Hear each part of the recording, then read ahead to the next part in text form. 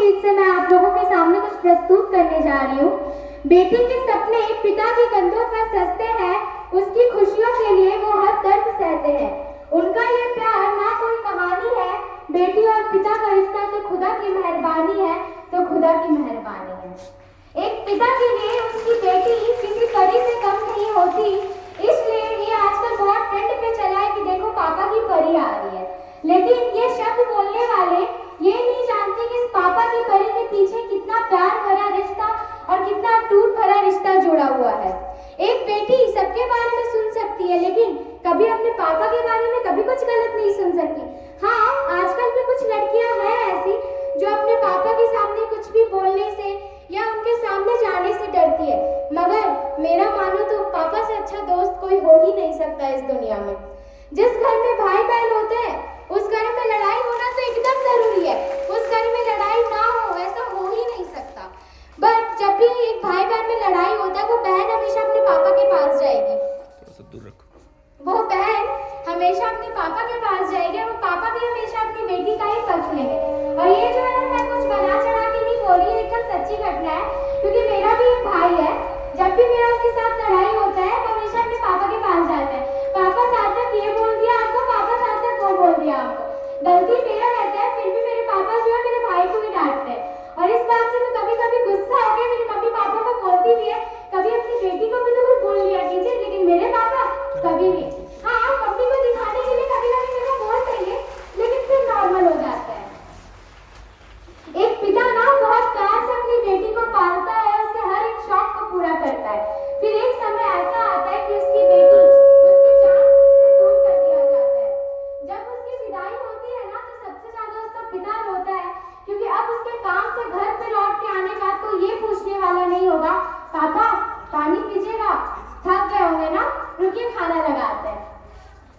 ये एक पिता से बेटी का दूर होने का दर्द एक पिता से बेहतर कोई नहीं समझ सकता।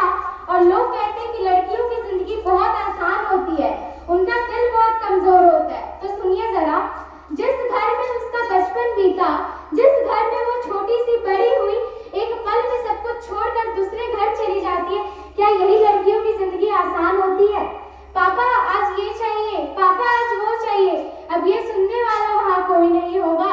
एक पापा से उसकी बेटी का दूर होने का दर्द सिर्फ वही समझ सकते हैं। और पापा ही पूरी दुनिया में एक ऐसे इंसान है जो अपनी बेटी को कभी चोट नहीं पहुँचा सकते। जब उस लड़की की विदाई होती है वो बहुत प्यार से अपने पापा से क्या बोलती है, उंगली पकड़ के तूने चलना सिखाया था ना, दहलीज ऊंची है ये पार करा दे। बाबा मैं तेरी मलका, टुकड़ा हूँ तेरे दिल का, एक बार फिर से दहलीज पार करा दे। मुड़ के ना देखो दिलबरो, दिलबरो, मुड़ के ना देखो दिलबरो, फसलें जो काटे जाए उगते नहीं है, बिटिया जो ब्याहे जाए मुड़ती नहीं है। ऐसी विदाई हो तो, लंबी जुदाई हो तो, एक बार फिर से दहलीज पार करा दे। बाबा मैं तेरी मलका, टुकड़ा हूँ तेरे दिल का, एक बार फिर से दहलीज पार करा दे। जिस बेटी को किसी बाप ने बचपन से लेकर बड़ा किया, एक पल में उसकी बेटी पराई हो जाती है और वो कहते हैं, हुई पराई रहा न तुम पर अब अधिकार हमारा, बस इतना ही संग था तुम्हारा हमारा, तुम्हारा हमारा। जाओ बेटी खुश रहना तुम ये आशीष हमारा, बस इतना ही संग था तुम्हारा हमारा, तुम्हारा हमारा, तुम्हारा हमारा। धन्यवाद, आपका दिन मंगल। All of you give her a big, big, big clap.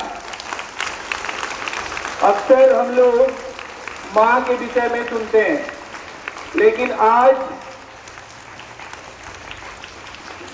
सिद्धि जो है हम लोगों को बता दिए कि माँ के साथ साथ हम लोग पिता को भी